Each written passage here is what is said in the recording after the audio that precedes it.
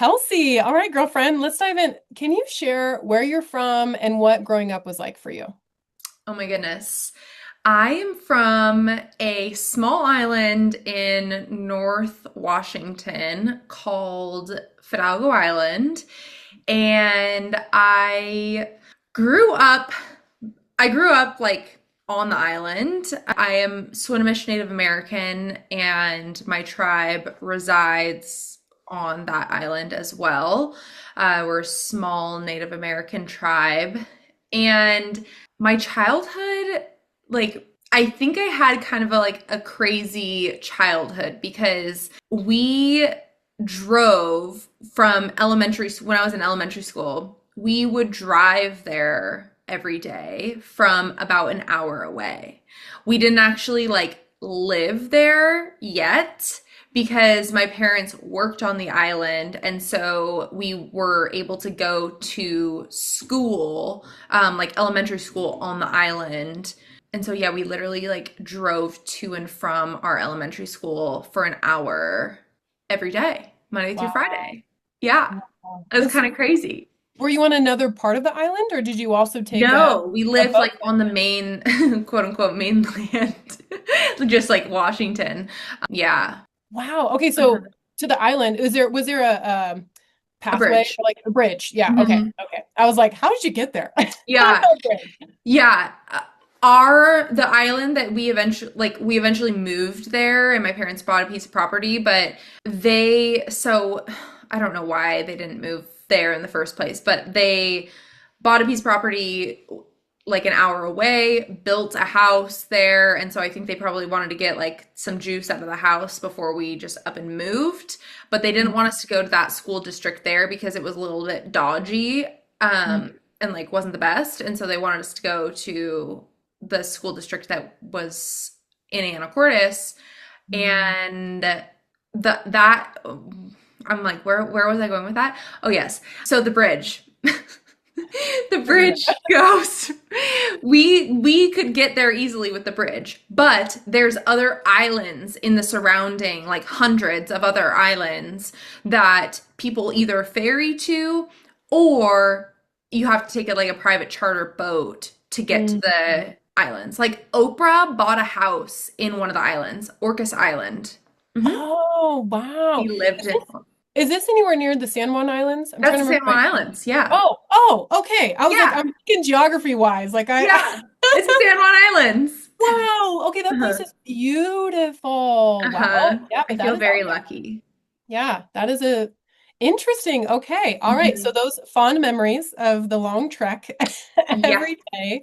I Was would that sleep. Oh, okay. I was like, was that good bonding time? Well, that too. I would sing the Yeah. Dixie Chicks. Oh, the Hmm. dick And Shania Twain, obviously. girl. Mhm. Shania was my girl growing Yeah, up. That's awesome. exactly.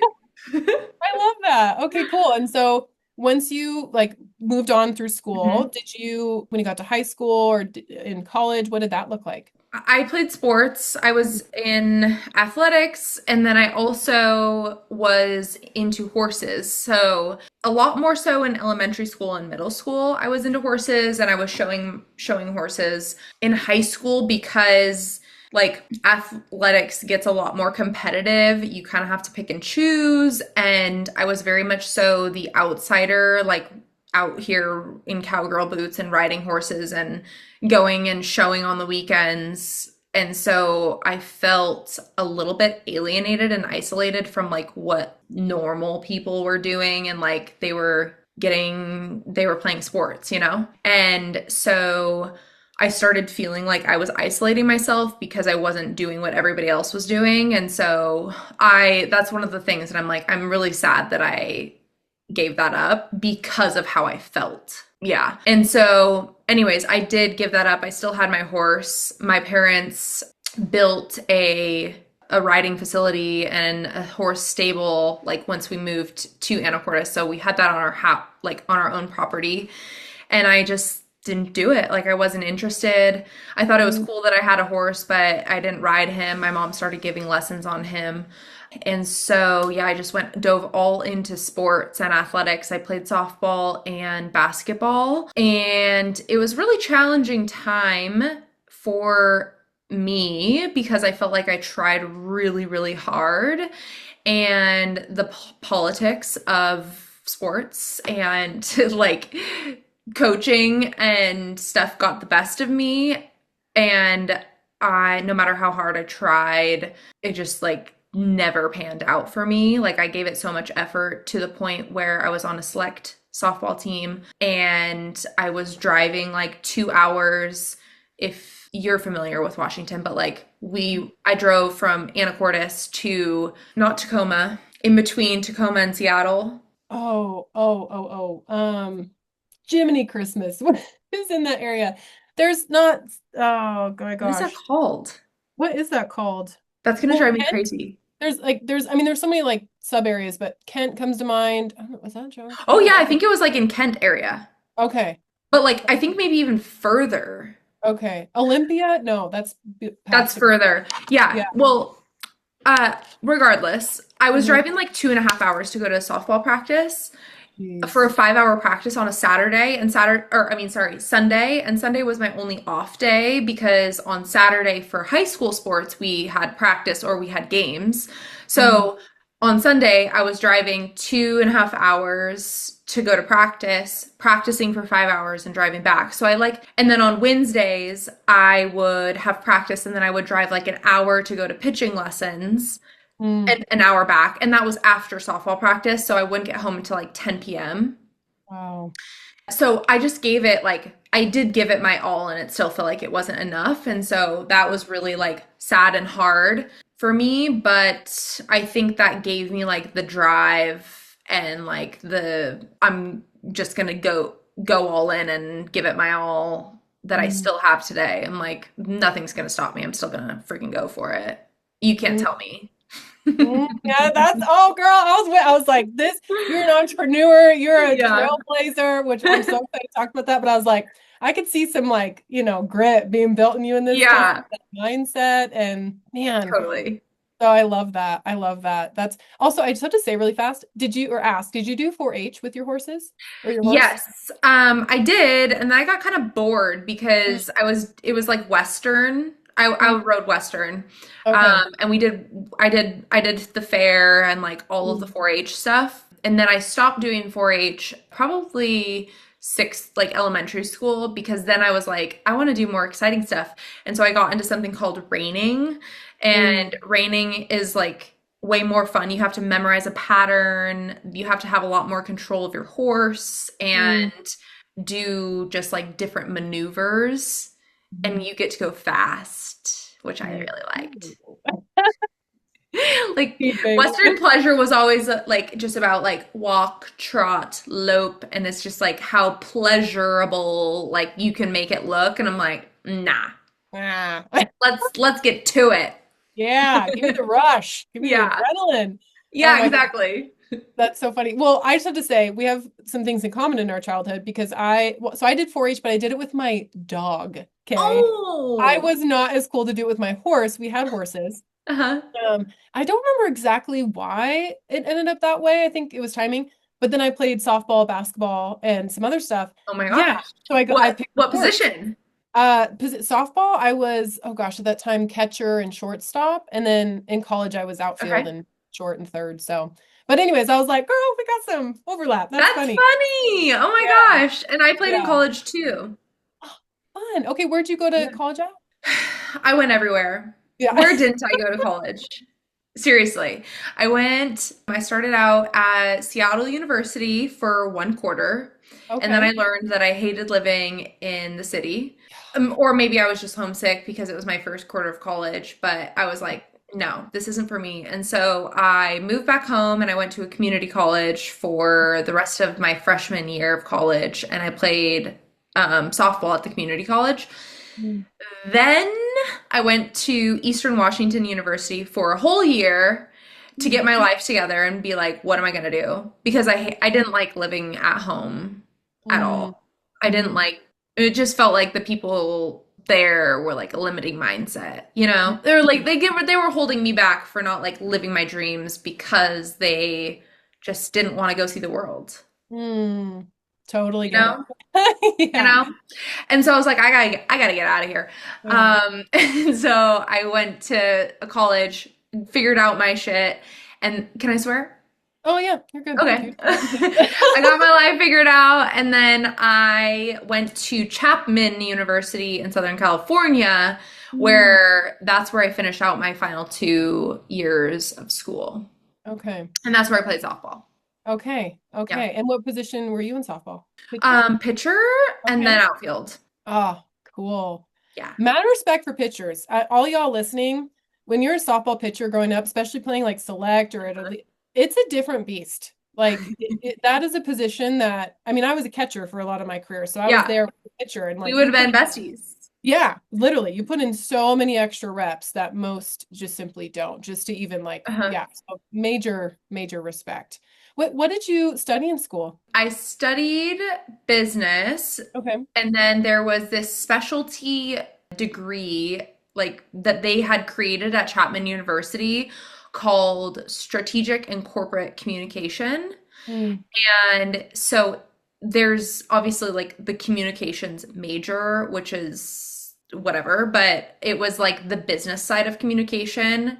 mm, And so I got everything that you would get within a communication major, but it was like through the lens of business. So mm. like crisis communication, communication like management communication, marketing. It was really cool. I liked it a lot.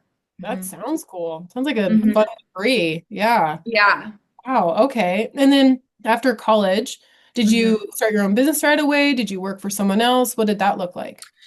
I had an internship that I had through my senior year of college, I think, and I built the relationship in my junior year of college. And so through that, I realized that social media could be a job. Mm, And I was posting and writing about small businesses within the small town, within the town that I was in. So I was like spotlighting them on social media. I was going and like trying the restaurants that were mm. brand new and like featuring them on our blog and our newsletter and stuff. And I was like, oh my God, this is so fun. And I really liked it because I got to like eat really good food and it was paid for.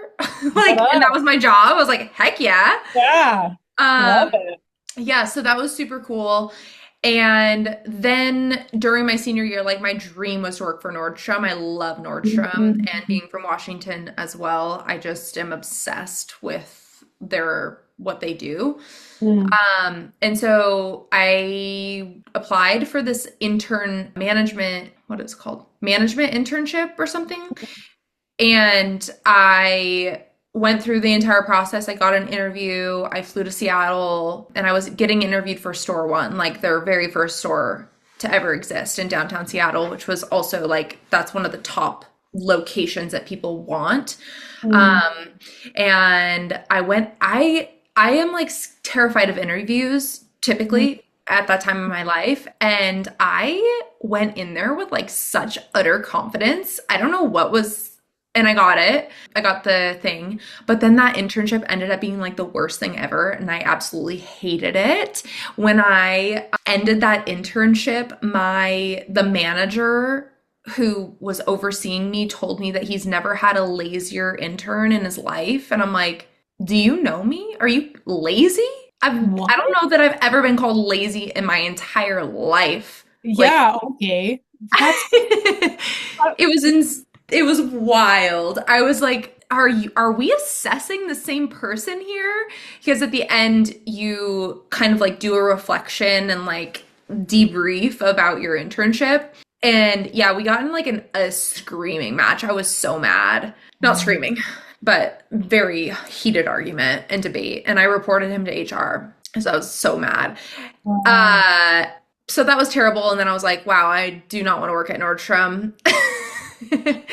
And then I went back to California Mm, and went and worked for the company that I interned with and did like paid advertising mm. for them. So Google Ads, Meta Ads, that was when that was like up and coming. So Wow.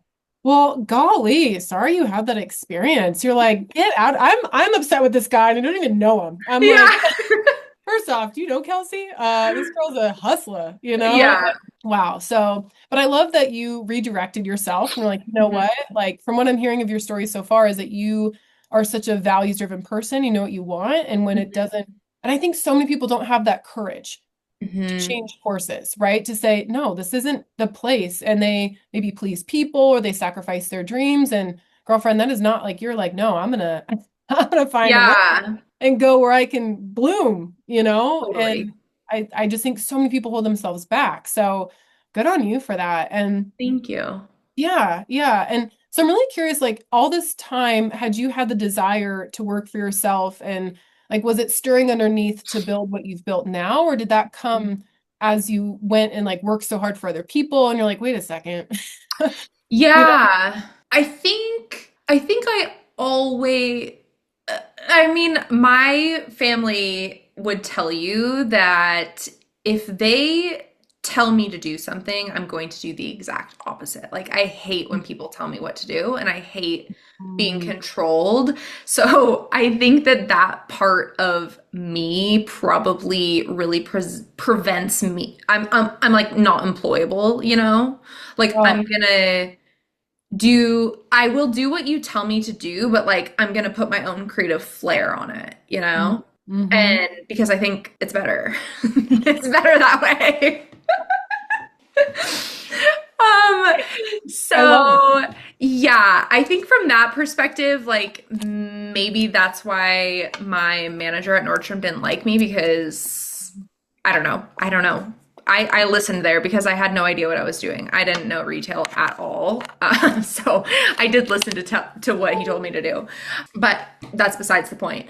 I think I always kind of knew that I wanted to be my own business owner Mm, and be in like control of my destiny.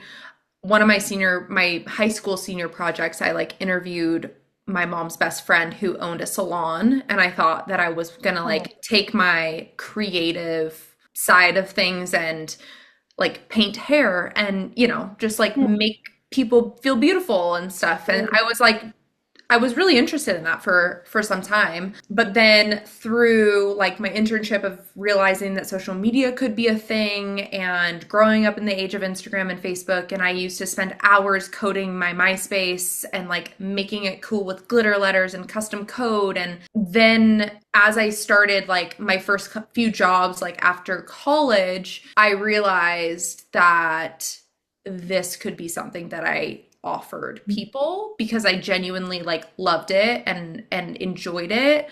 And then also I wanted other people to win. Like I wanted my skills to impact the lives of other people in a positive way. And so obviously marketing gets you access to more visibility, and that in theory should turn into more sales for your business. And so that's kind of where that all came from. yeah. Okay. First off, I appreciate someone like you being an entrepreneur because the fact of just how you see the world in a different way and how things can be better. Hmm. And man, do I love the innovation that entrepreneurs bring to this world. And Yes. we need it. We need it. And I relate a lot, like when I have worked for other people, I just had a bad attitude a lot of the time of just like, this could be better. Like this is, Yeah. you know what I mean? Or like when you're working someplace and you work 9 to 5 and you're like twiddling your thumbs at 1 p.m., like I should be here 4 more hours, but I have no more work to do or whatever. And Hmm. you're like, this doesn't make any sense. Like why? Hmm. So I love that. Yeah. And I love like with what you're doing. So I would love to dive into what you're doing now and I mean, the community that you've built and, obviously you built up this agency and now you have all these beautiful, amazing, ambitious women coming together. And so could you just shine some light on now the businesses that you've built and what life looks like now? Yeah, well, there's been a lot of ups and downs and turns along the way. I've owned my own business for almost 8 years now, since 2018. Is that 8 years? Yes,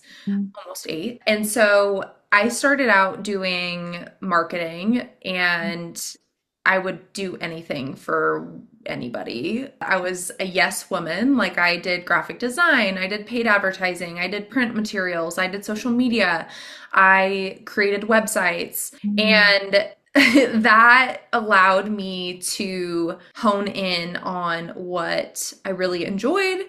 and what I was really good at. I've always been creative, and so I believe that I can do any of it and I can do it well. I'm a perfectionist in that way, so I'm not going to let something that's like disgusting go off of my desk. Mm. But saying yes and doing all of the things allowed me to like really hone in on what I wanted to focus on, which was social media. And Mm. so from there, I built a like multi six figure social media marketing agency over the last several years. And I after building this, I've also realized that I enjoy social media when I'm creating for myself and getting to innovate and come up with fun ideas for how I can market my own products and services. Mm. And I have grown a little bit tired of doing it for other people Mm. because I think it's gotten, not I think, it has gotten way more complex. Social media has gotten way more complex than when I first started. You have reels, you have carousels, you have Instagram stories, you have polls, you have like trial reels, you have so many, and then all of the platforms in addition to that, like TikTok, LinkedIn, Facebook, social, all of them. Like there's so many Mhm. that it's just like a lot more project management and herding cats, it feels like, trying to get the necessary things that we need in order to do our jobs well, and far less of like the creativity and the fun and the like copywriting, which I enjoyed. And so, yeah, it's just like become a little bit tiring Mhm. because of like all of the moving parts, chasing things down, feeling like things are like an emergency when they're not. And when it's like social, Mhm. it's just social media, you know? And so, yeah, at the end of the day, at the end of 2022, which was several years ago now, I decided that I was ready to build this thing that I had swirling around in my head. And that was the Breakfast Club. And I started here in Boise at the top of 2023. I hosted my first like influencer style event where I invited a bunch of people that I knew. And granted, I didn't really know that many people at the time because I was a transplant to Boise, Idaho, and I had spent the previous couple of years that I was here getting my master's degree and growing my business, that I didn't really like go out and network and meet people. And so I was like, oh my gosh, I hope these people show up. Like, what if they don't? What if they don't even like me? I don't know. Like all these like limiting beliefs and, things that come up when you put yourself out there. Mhm. And they did. I think like about 20 people showed up and they ranted and raved about it. They saw my vision for what I was creating and it was something different. There was actually like quite a few other networking groups that were here at the time.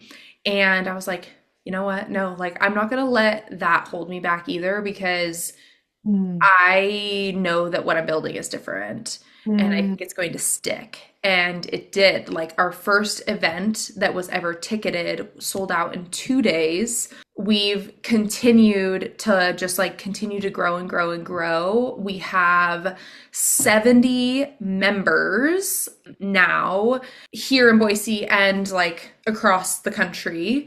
Mhm. And that is just like so exciting to me to see the growth of it. We spent 3 years building it here in Boise and we're able to get our own studio as a result of the growth because we needed a bigger space. And now just recently in March of 2026, we launched our own online digital version. That Mhm. way no matter whether you're in Boise or whether you're in Kentucky, you can come and be a part of the Breakfast Club and get the same benefits. We have a completely different lineup of speakers, and obviously, you're able to network with people no matter the zip code. And so I'm just like really proud and excited. I love it so much. It makes my heart so happy. Wow. Kelci, bravo, girl. Thank Changing the you. world in a big way. And there's so much of what you said that I want to unpack, especially, a lot of people that listen to this either run their own company or they're in a transition or they're really thinking about starting one. They're like, I know I have to, I just don't know what it is quite yet, or I have an idea, but I'm new to it. Hmm. And so I would love to hear more of two main things right now. Number one, when you're like, there's other networking groups, but I can do it better. We're different. Hmm. Like how you evaluated that and stood firm in that, even when you're like, wait, people may not like me, they may not come. And, Hmm. just anchoring in that initial phase Hmm. of just running with it. So let's start there. I would love to hear more of what thoughts you're thinking and how you push through that season. Well, I went to the other networking events. Like I Mhm. experienced the other things and I just knew that people were craving more because I was craving more. Mm, And I left feeling like, I don't know about this, I don't know about this. And so based on the research of me going and experiencing it and already having in my head the idea that I wanted to build, I spent about 2 months getting like very crystal clear on our ideal client for it, our setup and how we would run things. mm, And because I think that was probably one of the first times actually that I went and did all of the stuff that I preach and like for my marketing clients. mm, Just because with marketing, I can fly by the seat of my pants because I know it so well that I am like, I could do this in my sleep. But mhm. for this, because it was new and because I really needed to figure it out, I like spent ample time researching and making sure that we had differentiation in the marketplace for what we were Mm, creating here in Boise so that people knew, what set us apart. mm, And because I was so like rooted in what we were doing, that is kind of what gave me like the bravery and the courage to just try mm, and see what happened because I had this like pretty large vision at the time of what I wanted it to be and like the vibes and the mission and the purpose and everything that I don't think that other people had the same mindset around the networking things that they were hosting. They had a different, I don't know what their perspective was, but like it wasn't mine. mm, And so I think I came in and kind of like completely shook things up. mm, And I have high risk tolerance as well. And so if I'm like hell bent on something mm. like the Breakfast Club, and also obviously I did all my research and blah blah blah, and so I was like rooted in that I just like freaking jumped. That's right. Built your wings, your big, beautiful Yeah. wings. Look at you now. Even if you got to do it while you're flying, I'm like, oh, okay. Yeah. Yeah, no, that's incredible. And for those that aren't in Boise, I've been to a number of your events, Mhm. and I would go every month. I just travel full time, so I'm not Yeah. always here. But I love that you've launched the virtual component. But they are special. They are a special networking event. You bring in incredible speakers that are so aspirational and yet provide you with actionable things and things to execute on, which I love. Mhm. And the women there are top notch. Like they are very hard. I mean, I met one of my dearest friends now, Sarah Jafar Hernandez there, and just quality people. And it shines through in that original vision that you've had in the ripple effect of who's been attracted to that room. And it's amazing because Thank you. yeah, as someone that's been to a number of networking events myself, it's like they are not all made the same. And it's yeah, like how do you feel when you leave? Like Yeah. that is huge. I just a quick note, I was on a virtual networking event this a couple months ago. I was invited to, And I just felt on the call like I was being sold. And then after it, the guy that ran it, I was like, you just see me as a price tag dude. And he just wouldn't get it. And it just kind of blew my mind. I was like, I would not join that group because who I meet there has that. And I met a few people, like a lot of them kind of have that same mindset. So Yeah. where you plant yourself and what you create, the leader's vision, it's so huge. So I commend you for that. And Thank I'm you. curious. Yeah, yeah. And I'm curious too, like, what were some of the characteristics of that? Like, what were the gaps that you saw when you experienced it, which I love that you had that you're like, oh, there's not enough maybe relationship, or, what were some of those tangible things that you saw as gaps that you filled? I'm gonna go at this from the perspective of like the things that I experience that I'm like, Mm, no, we're gonna be the exact opposite. So going into a room and feeling like it was transactional, kind of what you mm, said, like they were gonna sell me something. Going into a room and people are just like handing out their business cards there's like no follow-up to that. There's no actually like, who are you? Like, I don't want your business card. I don't even know who you are. We haven't established a relationship. Why are you giving me your business card? Like, I don't want to mm, do business with you. Leaving an event and being like, that was so emotionally draining and I hated that. Like, I didn't enjoy that. I feel like I just wasted my time. mm, And where you go into an event and you feel like you have to have like this perfect buttoned up elevator pitch and mm, like know how to present yourself. mhm, I wanted to steer as clear of those things as possible. And so what that led me to was like, I want people to come to the Breakfast Club and I want the speaker to provide actual value to these women. I want them to be like, oh my gosh, I got so many new ideas, or I know exactly how to implement this in my business now. I felt inspired to like switch things up or whatever. mm, And so that like educational piece was a huge differentiator, I think, mm, for me. Like I didn't want the speakers to come and like pitch themselves to our group. I wanted them to come and like share their expertise. And then mhm, because they presented their expertise in such a way, they will get clients from it because the room full of women are like, "Oh my gosh, this girl is brilliant. Like I need her in my life." mm, That's how I see relationships working and mm, being of value, not like, here's what I do. Like, mm, how do you do it? How do you mm, do it? And then be like, oh yeah, I'm never going to take the time to learn how to do that myself. So I'm just going to go and hire the girl. mhm, And so there's that piece. Then there's the piece where like you feel uncomfortable walking into a room full of strangers. And so how can I make that approachable?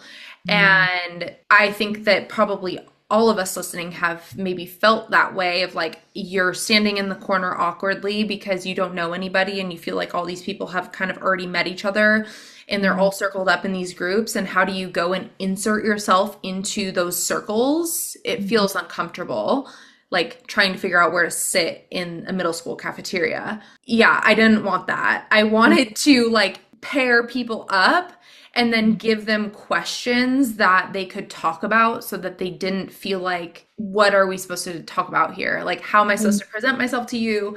I wanted them to make intentional connections and mhm. relate on things that actually matter and build a relationship from a human side before talking anything about like business. Yeah, that's so good. Oh my gosh. That is really like, I think a lot of people fear being salesy are usually like, okay, just need to learn. It's a skill set to Yeah. know, and it's a belief of like the law of sowing and reaping. You sow enough Hmm. seeds and you do the right thing, like the right people will be attracted to that and you will be taken care of. So Totally. yeah, and it's palpable. You can feel it in those rooms. And I'm also curious too, like with your communication background in school and now leading these events, because you also speak, you're in front of a room of you can have dozens of women in that room at a time. I don't know what's the most you have. I mean, your We space. have like 70, I Whew, would yeah. say. Yeah, we're up to the event next Tuesday. We'll have 70 people, Oh which my gosh. I think that's probably close to our most, and we're going to see how it feels. Yeah. Yeah. Yeah. Oh my God. See, dang it. I'm in Austin next week. Oh, yeah. It will work out.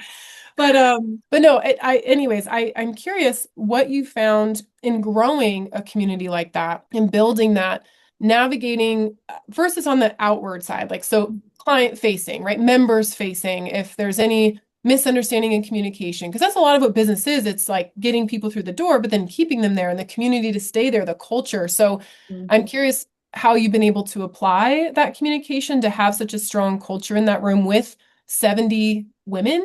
Um, Mm-hmm. and then I want to ask about behind the scenes as well, but we'll Yeah. go, yeah. From the very beginning, we have been very specific on our social media of like who we're Mm, for and who we're not for. mm, And so we talk about our values and we talk about like what to expect in mm, the room at the Breakfast Club. And because of that, I feel like people are pretty clear about how to navigate when they come in and they walk into the room. And yeah, I think one of the biggest compliments that I could ever receive is like they see us on social media and we're posting, videos from the events and stuff like that. And they walk in and they're like, oh my gosh, this is like exactly how I thought that it was going to feel being here based on like your social media content. And like that's the biggest compliment because obviously that's how I want it to feel. And in addition to that, I would say I repeat our mission mm, and what we're here to do every single meeting. mm, And to the people that come every single time, I'm sure it's probably like, okay, we get it, Kelci. But every single time we have like 50 less now, I would say, because our membership is so high. mm, But we have a large percentage of people that are new and that have never experienced the Breakfast Club. Our mm, last event, I would say like 50% of the people that were in the room raised their hands that they were entirely new people.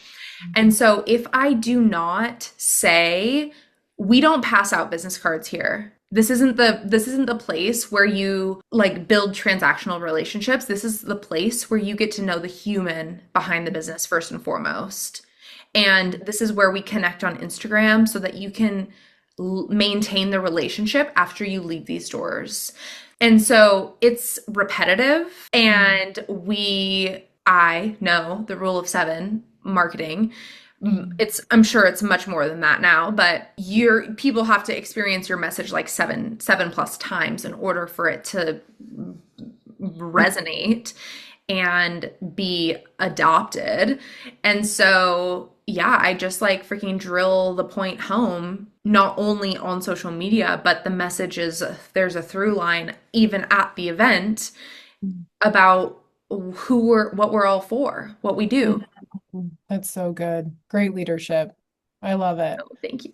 Yeah, that's incredible. Okay, I'm really curious behind the scenes because you're gorgeous. The studio, or what would you call it? Not studio, what do you call Yeah, it? I call it Studio. the Okay, studio. yeah, okay. I Yeah. don't know. But yeah, your studio is beautiful. Like Yeah. from the outside looking in, it might just be like, oh, Kelci woke up like this and just, slapped a couple things together and it's so easy for her, or whatever. But I would love to hear what the back end to get to this place of having 70 members and growing online and, having a very successful agency, going into this, you came to a new place, like you didn't know anybody, it sounds like when you came Yeah. here. So, you've built this grassroots from the ground up and you've hustled your muscle. And so I would love to hear what you want to share of like the systems behind the scenes and some turning points that you've had while also you're married, and Yeah. you're close with your family. And so, yeah, what has that looked like these last couple of years, especially building this, maintaining a great marriage and family life? Mm-hmm. That's a good question. So I was the one that was doing all of the things when I first started my business and when I was like here in Boise for the first time in 2020, 2021. Early 2021 was when I hired my first employee, Mm. and she was part-time for a year, and then I had her come on full-time. And so that was like in agency days where that's marketing and social media management was all we did. And so I had to get like very clear on our process. And in order to make the growth that we were having at the time sustainable and manageable, I needed to have like very clear systems ironed out for that because, like I said, all of the moving parts of social media and stuff. And so from that, I feel like I also was like, how can I make the Breakfast Club and what we're doing with the Breakfast Club a repeatable system and like on a monthly basis? And so what we did at the very beginning is we would sell out the events, and then from the events we would put up a wait list, and then we would sell to the wait list before we would sell to the public and get the event like 50% sold out. So we had to do less work in filling up it. Like we weren't filling the bucket from nothing every single month because we had people already in there that were filling up. And so I was like, this is when this happens, this is when this happens. That way I could pass it off to my team to then go and execute that. And so we would just like create the emails, create everything in advance. That way, once the event was over and we were ready to start selling tickets for the next event, we could. And in the background, because we had that kind of like really clean, and it was honestly like so easy because we had it all ironed out. The agency stuff is the stuff that takes the most time and like the most energy, and especially obviously dealing with like clients one-on-one, providing that personalized service. And so yes, we have the systems for that, but still like things are like more custom and a lot more in the moment. And so I had to have the Breakfast Club super clean in order to have the time and energy in order to provide the service for the clients. And throughout the years, I will say I've had team. So I've had people that help support the client bandwidth that we've had. And that has allowed me to be present with my family and travel. Like last year, we went to Europe for 3 weeks. And I will say I had just recently hired somebody new to the team. And so it was a little bit messy because she wasn't fully like onboarded. And so I did have to pick up my phone and, do some work while I was gone. But just things like that. I am able to leave because I have a great team and people that have my back. And we have this, they know the system, they know the process, and they can take over. Obviously, there are plenty of things that only I can do, and only my brain functions in certain ways that theirs doesn't.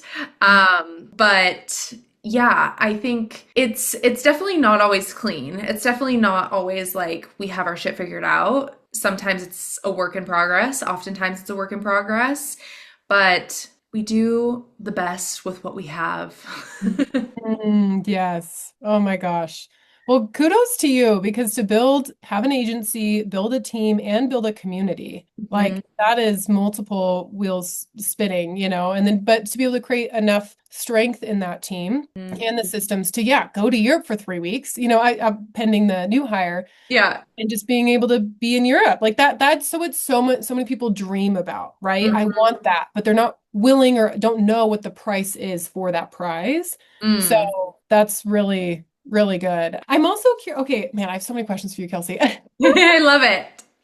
Because yeah, I mean, you are a leader, especially in this market. Like, people know your name. Like, your events are where people want to go. Especially women that are movers and shakers. Like you are the drop that creates the ripple with so many women in this way. And so you have so much wisdom to share and glean to people. And I'm just so excited about it. One other question on the system side of things. Did you, like, in creating? Mhm. Do you block out your calendar, like certain days where you don't take any meetings and you can just think? Like, do you whiteboard? Like, what does your process look like to Mm. allow your brain to work its best so that you can create what you've created? Yeah. So I have done all of the things. I have been like a very avid time blocker where I would only take meetings on certain days, and that's just how it would go. But then the people pleasing tendencies eventually would creep in. And so then I would kind of do away with that. And then I would get really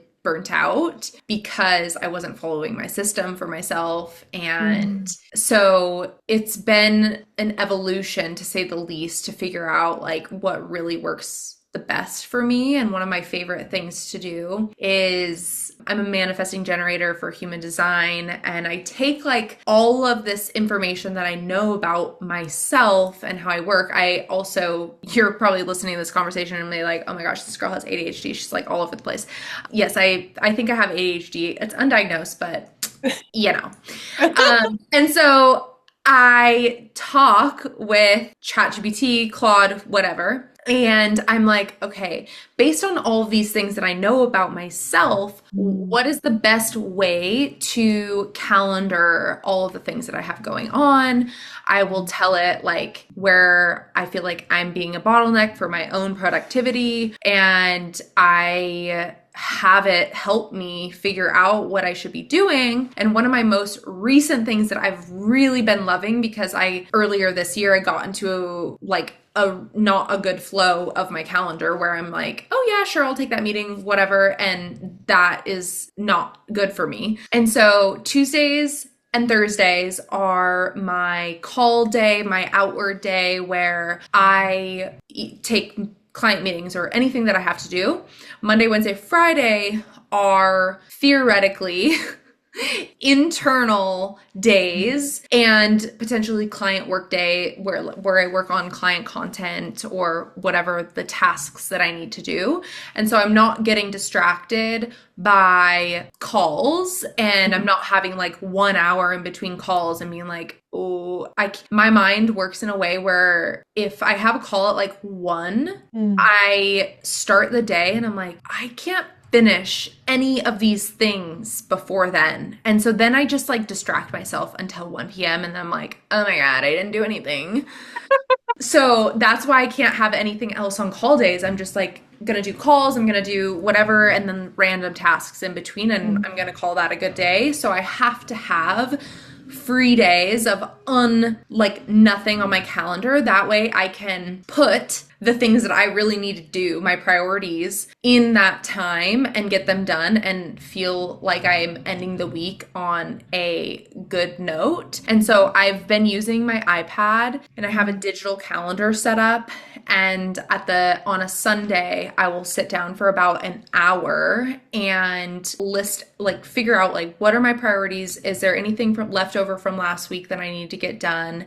I'll look at my upcoming calendar and see what I already have going on, and then literally fit the things within my calendar. I'll put the priorities on my calendar so that I'm like, okay, here's what I'm doing. Because how many of us have opened up our computers and then we just like open up our email and we're like triaging our email, and then that derails our entire day because we're like, what were we even supposed to be working on today? Mm. Yeah. Oh my gosh, for real.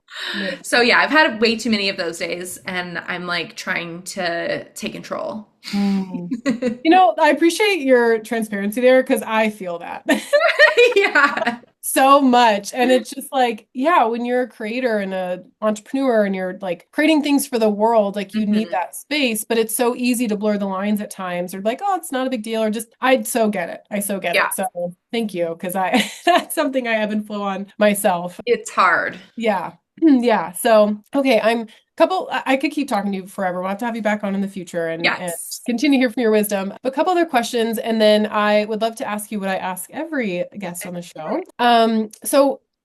Here you are, you just opened the online portion of the Breakfast Club. So now it spans across the country, which is beautiful. What's the long-term vision? Like, what fires you up when you think about connecting women authentically to build genuine relationships that then can lead to growth in their businesses and their finances even? Whatever you want to share, but what is that vision that you're working towards? I feel like I want to change the narrative around what networking really is and what actually it takes to build a successful business. Mm, And I am so convicted that it's relationships mm, that really build your business mhm, because at the end of the day, just like in the job market, like you mm. get a job most often because of who you know, not what you know. Like I hate to say that, but it's like going back to what I was talking about politics and high school sports. Like people get a spot on the field because of who they are or who their brother is or who their parents like know or whatever. Mm, Obviously that comes with a grain, take that with a grain of salt, but I think that who you know is so important. They can help you when you need it. You mm, can help them. Each of you can open doors into new opportunities for one another. You can talk about each other positively in rooms that you're not in to, present you to somebody that may need your support and your help. mm, And that kind of like trust is only built in person and is only built like one on like in relationship. And it takes way longer to do that through social media marketing, through whatever channel. And so I mm, think that what I'm creating for the world and for women in business specifically is the opportunity to like be gone with isolation and building by yourself and giving them an opportunity for ways to move faster in their business, to stand on the shoulders of giants of the other women that are in the community to, we're leapfrogging ahead because we're able to use one another's expertise and use one another's momentum. And we're all learning different things and having these different experiences in our life and our business. And the ability to share those with each other and one another is so freaking powerful. mm. I want to host a massive conference that brings all of the people of the Breakfast Club together, the Shiro Summit. We do it around International Women's Day. Mm, And so that's like one of our opportunities to like bring everybody together. I plan to host pop-up events of the Breakfast Club in cities across the country as a way to expose what the Breakfast Club is all about to brand new people, but also to get them to experience what the Breakfast Club is like IRL. People in Boise get to experience it all the time, but I want people in different cities to be able to get a taste of that. And so, yeah, I'm like really excited about pop-up events, the summit, and building the best community for female entrepreneurs in the world. yeah, let's go. I see it for you, girl. I Thank see you. it. Yeah, that is so beautiful. I love that vision. I do. And I would just say, yeah, go check out Kelci on, well, can you share, well, and I have a couple more questions for you, but while we're Yeah. on the, like where people can find you, Yeah. social media and connect with you? Yeah, so where we're doing the Digital Breakfast Club is at We Are Sheroes on social media. If you want to see what the community is like here in Boise, it's just the Boise Breakfast Club on Instagram. And that's kind of where you can get the vibes and what it's all about. And we're trying our very best to emulate the same kind of experience in a digital capacity. And who knows, we might pop up in your city. That's what I love it. That's so exciting. That is so exciting. Okay, I do have a question for you. With someone like yourself that's so, driven and clear on where you're going, what you're about, what have you learned from the people that you lead? What have you learned about life, about yourself? Like, what have they taught you in this? Mm. Oh my gosh.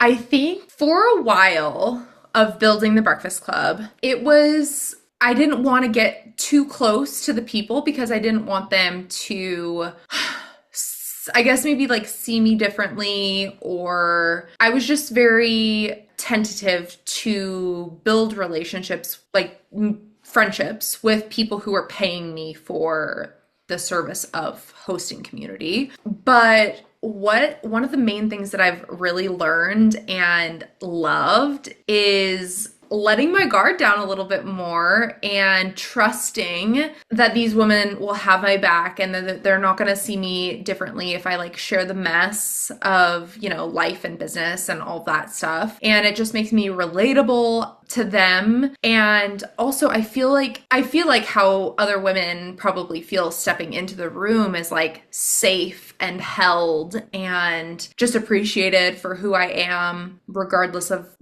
shortcomings or anything like that. And so that has been really nice because I haven't always had like the best relationships with women, and that's one of the reasons why I started the Breakfast Club in the first place. I think another thing that they have taught me is about how important it is that you can have like a big social media presence, you can have whatever, but I think one of the truest signs of success is like how frequently and how easily the women of the Breakfast Club shout our praises. And I don't really ask them to do that. And I feel the same way about their businesses. Like I love the women that come and I genuinely believe in each and every single one of them. And I think that, I don't know what the saying is, I forget, but you don't need thousands and thousands and thousands of people to be successful. You just need a handful of like raving fans about your business because of the power of word of mouth and because the power of like those evangelists, literally evangelists. That's how we grew. And that's what I hold on to that because I have such a big vision and I'm like, how the hell are we going to get there? Like world domination, the Breakfast Club world domination. But I'm like constantly reminded like that it's just going to continue to ripple outward. And I see that in the women that come to the Breakfast Club because they come to the Breakfast Club and they meet all these people and they're connected with all of these people and then their businesses start to grow. And I'm like, duh, I don't need to worry about how I'm going to get there. I just need to continue to do the things that I'm doing because I'm building evangelists of like the work that we're doing, and like vice versa, they're building evangelists of all the women in the Breakfast Club for their businesses. So good. Oh my God. That is like such truth and like it hits your heart, It's like, man, that's really what I feel like is at the root of so much of this is that it's not just a safe space for them, but a safe space for you. It has been. Yeah. And I think a lot of leaders don't, because I get it. Like you said, like, do I open myself up or this perception of leadership? I need to be perfect, have all the answers. And there's certainly a level of competence that you need to have. Yeah. No question. But it's also like the humanity and I think especially in the world of AI and social media, it's like, where can I relate? And as you said so eloquently, be seen and be held. So, man, that is so good. Oh my gosh. Kelci, this is money, girl. You are what's up. I love it. Thank you. You're such a hype woman. I love it. Hey, I'll hype it up all day long. I will hype what I believe in. Like, I believe in what you're doing. And that's why I'm so glad that you shared with us today because genuinely, like, people need to know, of all the networking events I've been to in Washington, Idaho, like, yours stands out as one that is so intentional and curated and has a big vision, and the heart towards people, in my opinion, is spot on, and obviously many people can agree with that. So, okay, a quick bullet point questions for you. And these are just kind of like fun, like whatever comes to mind, just to get to know different sides of your life kind of questions. But if you were to pick a favorite travel destination and why, like an experience you had or memory, where would it be? This is like so hard because I'm like, what's the vibe? But I would have to say I absolutely loved Italy when I went. And I specifically really loved Lake Como. We were in Bellagio And I went bougie vibes while I was waiting for my family to arrive there as well, and like indulged in an expensive hotel, and I just had like this luxurious experience, and it felt like I was inviting in my next level by doing Mm. that.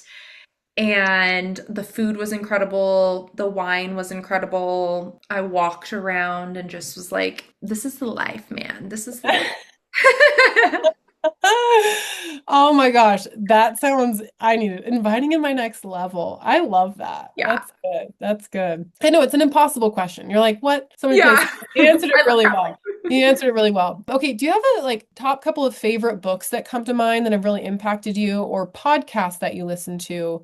Would love to know like what's fueled you. The One Thing by Jay Papasan, he's Mm. awesome. I love him. He actually comes to this conference here in Boise Mm. called Craft and Commerce every June. He's going to be one of the keynote speakers this year. And yeah, I just like read that book early on in my entrepreneur journey and loved it because I Mm. always used to praise multitasking. And then I was like, oh, if I'm multitasking, I'm not doing any one thing well. And I Mm. was just like, ugh, dagger to the heart. So that was really good. I personally have been reading a lot of more fun books recently because I went deep in like the personal development world for some time. One other book that's coming to mind is Extreme Ownership, Mm. because one of the biggest excuses that I hear is like people don't have enough time to do the things they need. But what that comes down to is just like mismanagement of your time and not being disciplined and not being like a dictator of what you have to do and priorities and stuff. And so I really liked Extreme Ownership for taking accountability of your circumstances and owning the things that you're not doing well and figuring out solutions on how you can achieve what you want in the world. Mm. Yeah, let's go. Podcasts. I love Emma Grede. It's Aspire with Emma Grede. She Okay. is just such a freaking badass. She is like the reason that Good American came to life. She like founded that with Khloe Kardashian. Okay. Yeah, she's just amazing. Love her. Okay, I will have to listen. I've Yeah. not heard of that one. Okay, okay, appreciate you. Also, kind of a tricky question, but whatever comes to mind, you won't be Okay. held to this. But if you could pick a song that was a soundtrack of your life, or maybe the season that you're in, that like embodies that, is there any that comes to mind? One thing that always just comes to mind because I'm like a feminist, but not to like some people's extent, but The Man by Taylor Swift. Oh, I don't know if have I heard that one? Oh You my gotta God. listen. Okay, Yeah. I'll listen right It after. just gives you like FU energy and you're Oh. like, hell yeah. I would listen to it before sales calls and like yes, I can do this. I'm not scared. Love that. That's so good. You need a good hype song, one that Yeah. like drops it. Yeah, that's why I ask. I'm like, you just learn these songs that like just speak to you. Um, Uh-huh.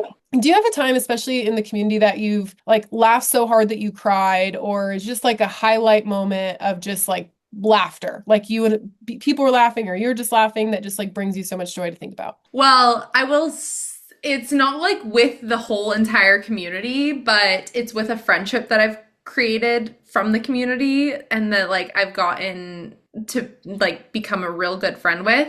And we were in Arizona and this is like something that would I feel like only probably happened to her and I, but we were at this conference and somehow we ended up meeting like the founder of the company and like building a relationship with him, and he invited us to go on his boat like after the conference ended, and he gave us his car, which was a Tesla, because we were like, how are we going to get to your house to then go on the boat? And it wasn't just like two girls and one guy, it was a group that he invited us to come with, just to clarify.